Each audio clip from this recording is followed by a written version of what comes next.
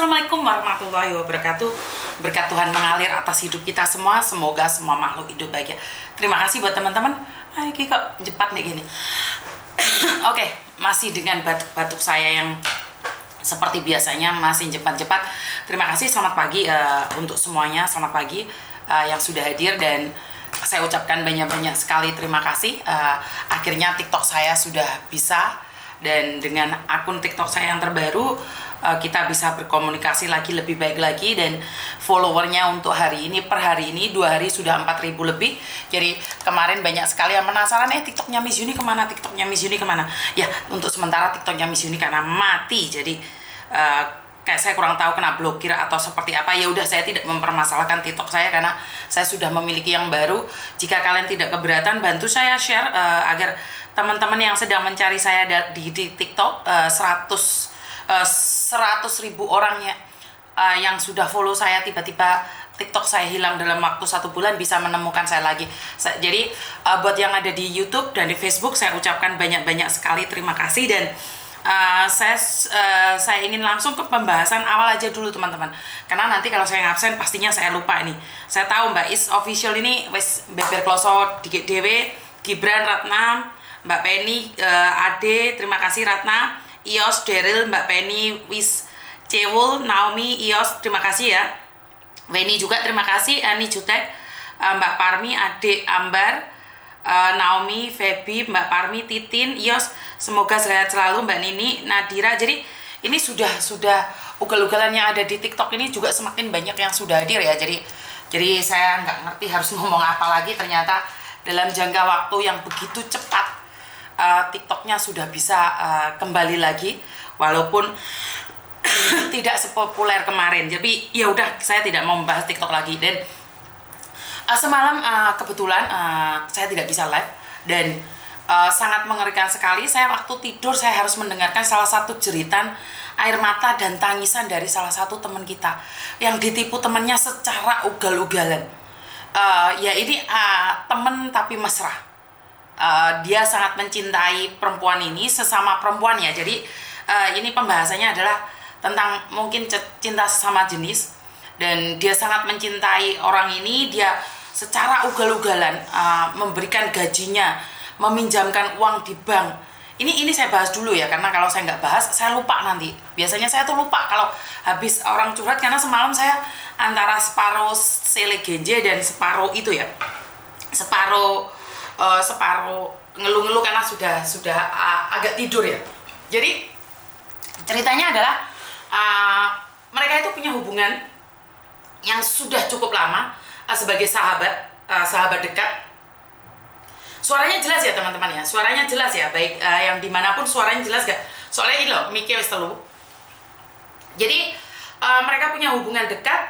Akhirnya si salah satu, dodanya cewek sih, tapi dia berperan sebagai perempuannya, itu menghabiskan seluruh pekerjaannya, seluruh waktunya untuk si TB-nya ini. Jadi itu uangnya dikirim semua. Akhirnya si TB itu di kampung halaman tuh punya rumah yang sangat mewah dan megah. Akhirnya si TB ini mulai berkurang. Sekarang itu mulai menghilang-hilang, mulai nggak jelas. Ini saya tidak pernah membahas tentang teman-teman kita yang tomboy atau apapun. Itu adalah hak mutlak kalian. Saya tidak berhak untuk mengkomeni kehidupan kalian. Itu bukan ranah saya. Sekali lagi, bukan ranah saya untuk berbicara tentang itu. Tapi ini adalah tentang salah satu teman kita yang ada di Hong Kong ini. Jadi kenapa saya merasa bahwa itu tendensi adalah menipu?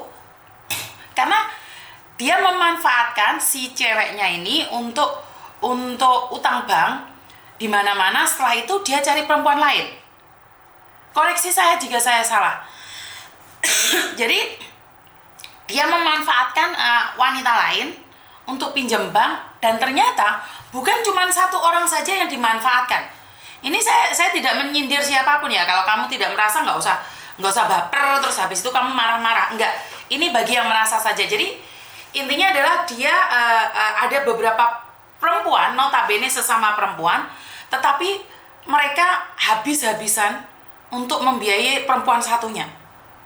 Jadi mungkin ini ada salah satu kasus teman kalian atau siapa ya, Sebenarnya saya sendiri tidak ingin membahas sejauh itu, tapi karena ini menjadi problematikanya mental. Jadi salah satunya mentalnya dihajar habis-habisan, dan ternyata bukan cuma satu perempuan aja. Nah ini buat teman-teman ini TB kere, waduh, saya nggak ngomong kayak gitu. Yang baperan main kalkulator aja, jangan main sosmed, betul. Jadi saya tidak menyindir ya, saya cuma mengingatkan nih. Kalau kamu mencintai seseorang, saya tidak peduli apa yang kepercayaan kalian, apa cinta kalian. Cuman saya ingin bilang, janganlah engkau memakai cinta ditransfer dalam hatimu di logika. Karena itu akan menyakitkan, Mbak. Jadi, seseorang mencintaimu setelah dia transfer uang ke kamu secara logika. Secara logika, sekarang aku udah gak mencintai kamu lagi. Kalau kamu tidak mencintai, balikin uangnya. Jadi ini khusus yang ada di Hong Kong ya. Kalau kalian cinta-cintaan itu urusan kalian, tapi menjadi ranah umum jika kalian memanfaatkan pasanganmu. Bener nggak?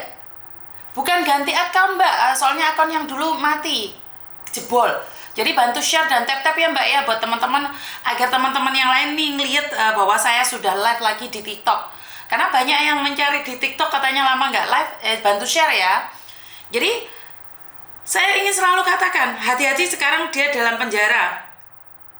Bukan, Mbak, ini bukan dalam penjara, ini di Hong Kong. Sama-sama di Hong Kong. Ini perempuannya sama-sama di Hong Kong. Kalau itu kan cinta siluman ya. Kalau itu adalah cinta siluman. Kalau ini cinta teman. Ya. Terlalu dekat sampai ada yang mengira itu lesbian ataupun tomboy, atau saya tidak mengarah ke sana. Tapi menurut saya adalah teman baik, dua-duanya baik. Dipikirnya gantian, setelah saya bangun rumahmu sayang, cinta, nanti bangun rumahku ya.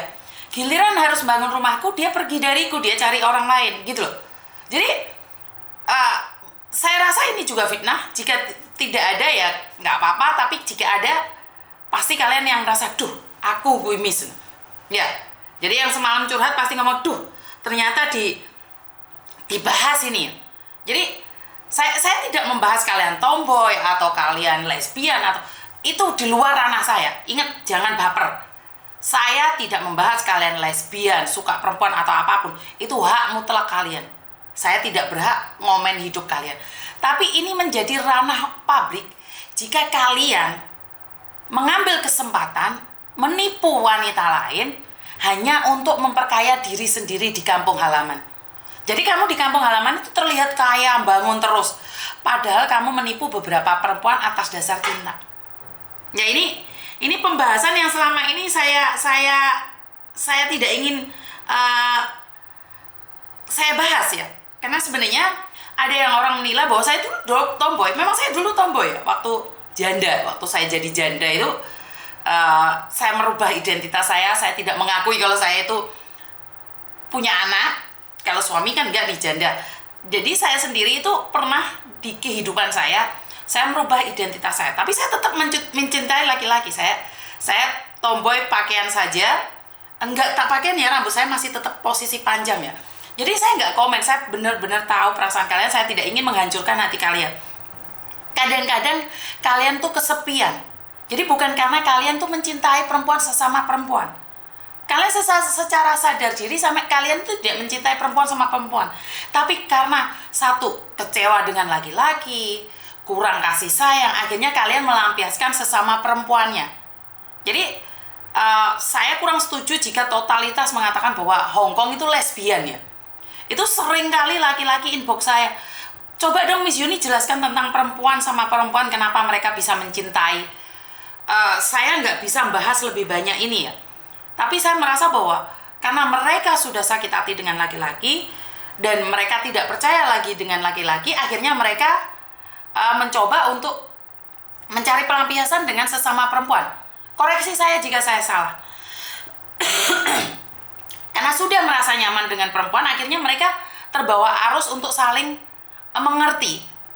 Jadi terbawa arus untuk saling mengerti.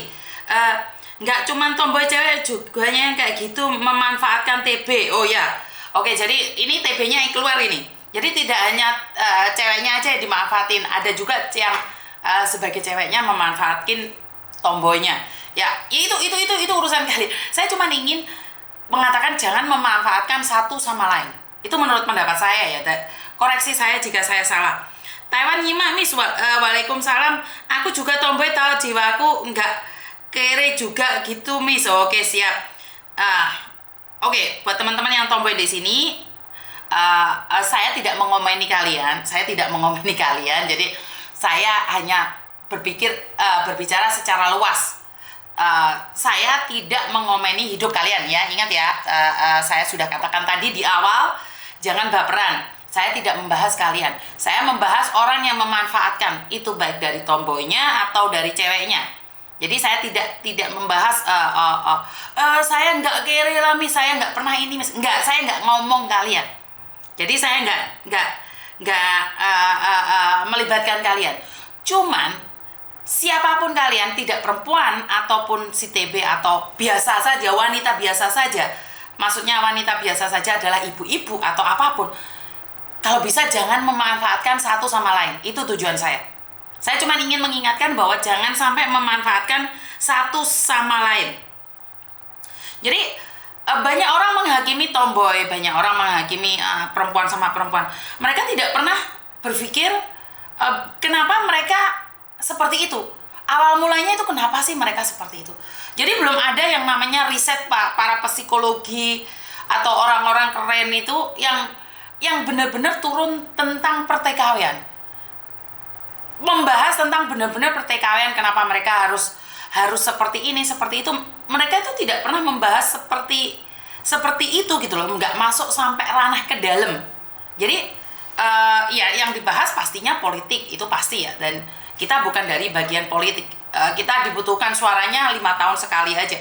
Kalau sudah zamannya nggak ada, kita akan tersisih dan nggak akan ada orang yang membahas tentang PMI, TKW, TKI, TKL. Itu nggak akan ada. Jadi pembahasan itu adalah 5 tahun sekali saat dibutuhkan suara. Jadi saya kurang setuju jika ada orang yang bilang bahwa TKW itu mentalnya bobrok, SDM-nya rendah atau apapun. Saya kurang setuju. Walau pada kenyataannya memang ada yang seperti itu. Jadi ada yang seperti itu, benar apa yang mereka sampaikan. Tapi tidak semua. Dan orang yang bilang, iya, yang TKW goblok itu semua ada di channelnya Yuni. Inilah yang mengatakan TKW yang ada di channel saya goblok itu adalah SDM-nya yang lebih rendah ya. Kenapa? Mereka berbagi pengalaman hidup mereka ke orang lain. Bukan berarti mereka bodoh, Mbak. Mereka tidak tahu. Mereka melakukan kesalahan. Karena itu mereka ingin membenahi hidup mereka. Jadi jangan dikatakan bahwa mereka yang ikut saya, follower saya adalah bodoh. Jadi orang yang menyebarkan aib, ingat, kalau itu prinsipnya menyebarkan aib, itu akan menjadi dosa. Tapi jika itu adalah menyebarkan informasi dan berharap orang lain tidak melakukan hal yang sama, itu adalah sebuah informasi. Saya rasa itu adalah sebuah informasi dari seseorang yang jahat berubah menjadi baik dan mengingatkan teman-temannya agar tidak melakukan hal yang jelek. Benar nggak? Setuju nggak? Jadi saya hanya ingin mengingatkan, tidak ada tendensi ingin menjatuhkan kamu sebagai tomboy atau sebagai apapun. Itu hak mutlak kalian. Itu pilihan hidup kalian. Tidak ada siapapun yang bisa melarang kalian melakukan apapun. Saya cuma ingin bilang bahwa para orang hebat itu kemana aja jika sudah terpilih. Apakah mereka itu akan benar-benar di belakang kita, bukan hanya membahas masalah ya. Jadi sebelum masalah ini hadir, ada nggak tendensi ingin mengurangi? Bukan karena masalah ini terus dibahas menjadi viral, bukan. Saya inginnya ini loh, edukasi lebih awal. Nih, Bu, sudah banyak contohnya. Edukasi lebih awal tentang perbankan, tentang keuangan, secara menyeluruh. Jangan, ya kalau berdasarkan dari pemerintah saja, otomatis yang kelihatannya kan yang bagus-bagus saja. Tapi bagaimana orang-orang yang tidak bisa menerima informasi itu dengan baik? Jadi memang pembekalan akhir yang ada di Indonesia itu sangat bermanfaat sekali ya. Kalau orang pinter nggak mungkin jadi TKW. Jangan salah, TKW-nya pinter-pinter sekarang sayang.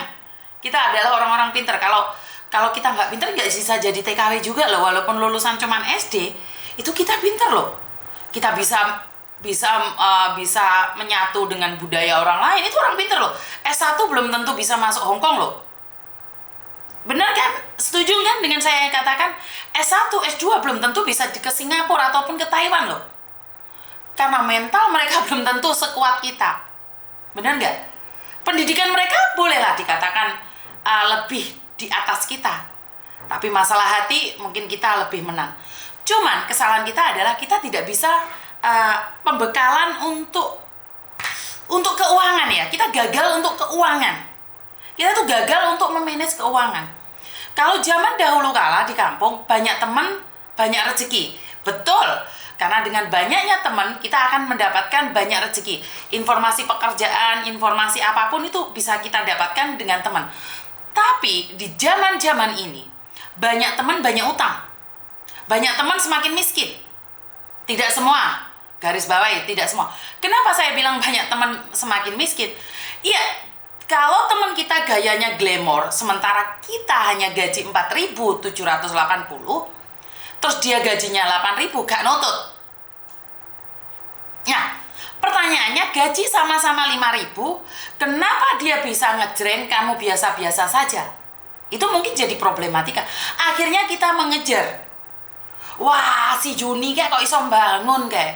Piye carane? Akhirnya kita bersaing. Akhirnya kita bersaing nih, bagaimana caranya untuk bisa mendapatkan rumah yang sama dengan punyanya Yuni. Oh, si Wati ke lho duwe mobil. Piye caranya kita mendapatkan mobil? Padahal kemampuan kita nggak ada. Kemampuan kita nggak ada untuk ke sana. Akhirnya kita ngutang, akhirnya kita menggadaikan, akhirnya kita open BO, akhirnya kita nggak jelas, akhirnya kita semuanya nggak jelas gitu loh. Karena bagaimanapun juga sendiri itu lebih baik. Sendiri bukan berarti kesepian. Ingat, sendiri bukan berarti kesepian. Sendiri ingin menenangkan diri, sendiri punya dompet tebal, sendiri lebih mandiri. Jadi jangan dikatakan bahwa sendiri itu kesepian. Jangan teman-teman. Kalian hari-hari ini tuh ingin diakui. Karena kalian kalau sendiri tuh kayaknya gimana gitu loh, Miss. Enggak. Udah sendiri aja, pakai uang sendiri, makan sendiri. Jangan gak enakan, Mbak. Jangan gak enakan, udah. Lepaskan dan hempaskan. Jika ada orang pinjam uang sama kamu, Mbak, pinjam 100 untuk menjalin persahabatan lebih baik lagi. Udah, putus. Besok cari teman lagi, pinjam uang, putus. Akhir-akhir ini kan kita enggak, Mbak. Akhir-akhir ini kita enggak. Kita takut kehilangan. Kalian lihat Wahyu sama Weni, mereka tuh kelihatan akrab banget. Tapi apakah mereka akrab cucu-cucuan? Apakah masalah utang, masalah pribadi mereka cerita? Enggak. Enggak. Sebatas. Nah, inilah gunanya kita memberikan batasan-batasan. Ini kita over loh kadang-kadang. Benar nggak sih kalian tuh over? Overnya apa? Nggak enakan lah, Miss. Beno lah, Miss. Gak apa-apa lah. Ngesakno lo, Miss. Miss anu lo, Miss. Anu. Halo, gak apa-apa lah, Miss, aku njuk kaosnya gratis, Miss. Lah, aku anakmu. Itu loh batasan-batasan yang harusnya ada limitnya. Jadi ada sekatan gitu loh, Mbak. Biar teman itu tahu aturannya. Wah, lek kowe bendino ben liburan njuk mangan dek aku ya ora pantes no. Kenapa? Saya bilang gitu. Ben gak kebiasaan terus mereka gak ada aturan sama kamu. Hari ini dia makan di tempatmu. Besok dia pinjam uangmu. Besok suamimu juga dipinjam, Mbak. Jadi ada batasan-batasannya. Jangan kalian merasa nggak enak, nggak apa-apa lah. Kamu nggak punya rumah, tinggal di rumahku aja. Ngesakno, Miss, ate diusir yo ngesakno, Miss. Yo lek wis ditompaki bojomu yo aja ngomong pengen ngesakno bojomu. Ini batasan, Mbak. Berteman boleh, tapi ada batasan. Ada limit yang nggak boleh kamu lakukan. Jadi lek bojomu disilih, yo guaan bojomu kuwi. Ojo malah mutu nggoi mu tangisi, yo senenge wong lanang. Iso ngrasakne. Jadi aku cuma ingin mengajarkan sama kalian ada batasannya. Udah, itu aja. Sebagai manusia biasa itu punya batasan. Dan jangan nggak enakan. Dan jangan nggak enakan, stop nggak enakan. Kalau kamu ini nggak enak, itu nggak enak. Kenapa di tempatnya Miss Yuni sangat disiplin sekali. Walaupun sama anak saya harus disiplin. Karena suatu saat saya akan pergi meninggalkan dia. Suatu saat saya akan meninggalkan anak-anak saya. Mereka bukan anak-anak saya, mereka adalah titipan Tuhan. Ada yang menanyakan anak kandung? Bukan. Itu anaknya Tuhan. Itu anak dari perkawinan Miss Juni yang pertama ya. Saya nggak bahas itu, Mbak. Mereka lahir dari saya atau mereka tidak lahir dari saya, semua sudah dititipkan pada saya. Saya berhak untuk menjaganya. Jadi, saya tidak peduli ya dengan orang yang mau ngomong apapun. Bahkan ada tetangga saya, teman saya, ingin membongkar aib saya di media sosial. Saya lihat komennya, Yuni itu dulu seperti ini, seperti itu. Saya cuma ingin bilang, halo, saya tidak pernah membongkar kamu, jangan membongkar saya. Tapi jika kamu ingin membongkar saya izinkan. Dan saya doakan agar suatu saat seumur hidupmu tidak ada siapapun yang membongkar aibmu. Bahkan semoga anak-anakmu dihindarkan dari aib. Saya sudah katakan, jika mereka bukan anak saya, izinkan saya menjaganya seumur hidup saya. Ini kadang-kadang menjadi blunder ya. Saya pembahasannya apa yang dibahas anak saya. Bahkan bos saya yang dulu aja nanyain Thomas untuk memberikan akte lahirnya. Suruh nanya ke saya. Si Meme juga seperti itu. Saya kadang-kadang di luar, out of mind. Nah, inilah batasannya.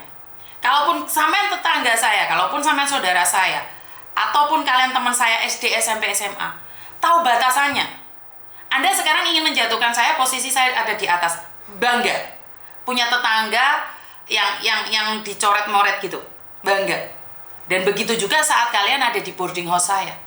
Saya berikan batasan dan limit. Kenapa saya ngomong kayak gitu? Kayak koper itu. Itu batasan, Rek. Kenapa saya bilang saya langsung pingin buang?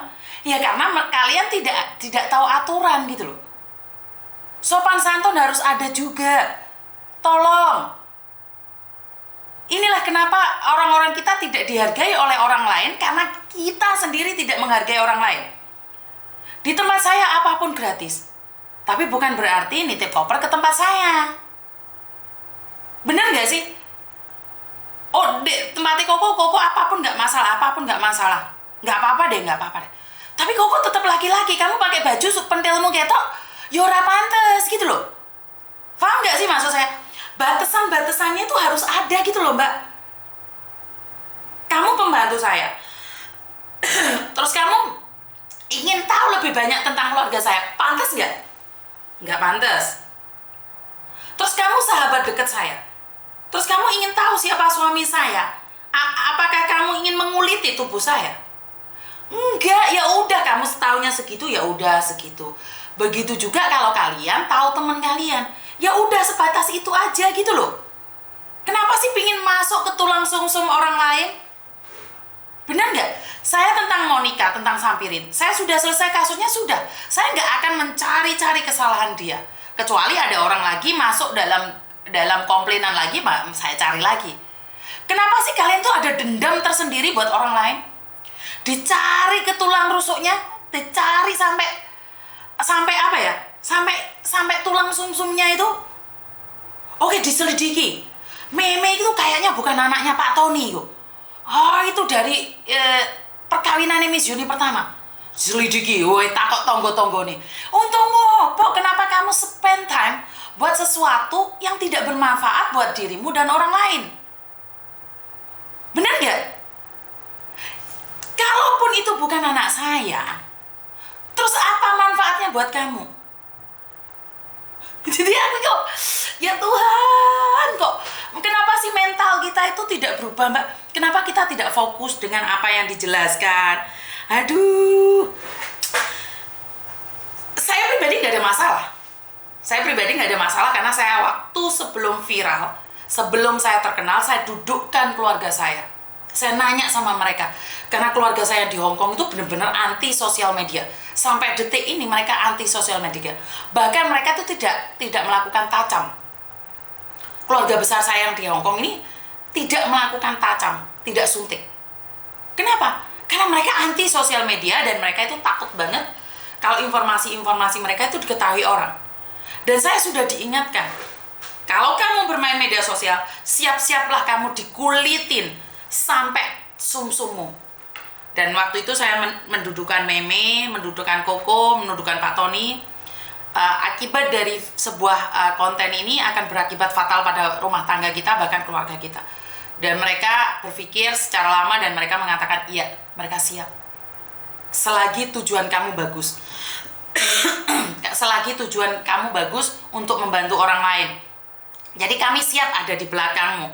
Jadi waktu pertama kali saya viral, terus saya diewer-ewer, Miss Yuni ini pembantunya Pak Tony. Ya, saya itu pembantunya Pak Tony, terus ditompai Pak Tony ngono, dirabi mbek Pak Tony. Ya wes tak terima kayak ngono kuwi mau. Nah, Miss Yuni biar tahu rabi di Indonesia, kan saya sudah bilang saya pernah nikah di Indonesia juga. Tidak perlu nanya orang lain. Saya tuh sampai jeget, ya Tuhan. Kritik kinerja saya aja, jangan kritik masa lalu saya gitu loh, paham nggak sih? Ih, pokoknya I love you full ini para netizen dan deterjen apa boleh ngarani gitu. Jadi ya udah nggak apa-apa, saya tidak mempermasalahkan itu. Jadi ingat, kita punya batasan-batasan sendiri teman-teman, kita punya limit sendiri. Jangan overload untuk mengetahui kehidupan orang lain. Udah jangan kepo kehidupan orang lain. Ya sekarang Miss Yuni bongkar aib orang, makanya saya bongkar aibnya. Aku ini nggak bongkar aib wong mbak. Saya ngomong aku bongkar aib orang itu adalah sindikat. Kalian terpengaruh oleh sindikat, bener nggak? Sindikat itu ingin mematikan media saya. Sindikat itu tidak ingin saya tuh viral karena tentang job cowok, tentang penipuan TPPO, mereka tuh nggak rela kalau saya itu viral. Wes, saya ingin bahas itu selesai, kita teruskan. Ada telepon masuk soalnya, kasihan yang sudah telepon. Halo, assalamualaikum.